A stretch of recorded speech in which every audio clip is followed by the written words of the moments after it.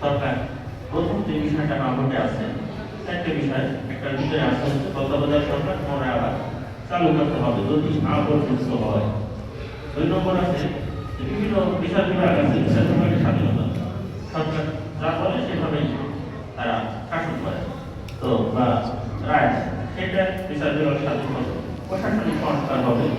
আপনার আমরা যে সরকারি চাকরি বিভিন্ন জায়গায় দরাদরি পাই, তো সেখানে পিএসসি নামের একটা বিষয় আছে, সরকারি কর্মকক্ষ, সেটা সরকারি নিয়ন্ত্রণে থাকবে। যদি স্বাধীন হয় তাহলে স্বাধীনভাবে সেটা নিয়োগ দিতে পারে। এরপরে আছে 2 নম্বরে আছে রাষ্ট্রপতির ক্ষমতা। রাষ্ট্রপতির ক্ষমতা নেই বললে চলে। রাষ্ট্রপতি শুধু সশস্ত্র বাহিনী নির্বাচনে ওই হাত তুলে মানে ছেলেপুরা ছাড়া কোনো কাজ নাই তার।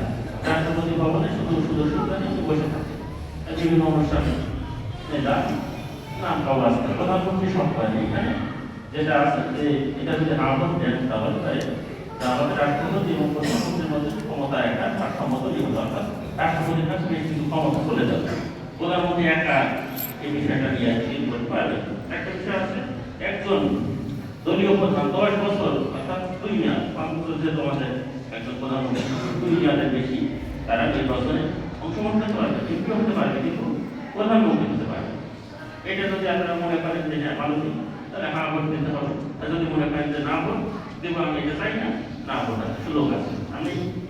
আমরা আপনার সরকারের তরফ থেকে বলবো না যে আপনারা নিষেধ দিবেন, আমরা শুধু আপনাদের কাছে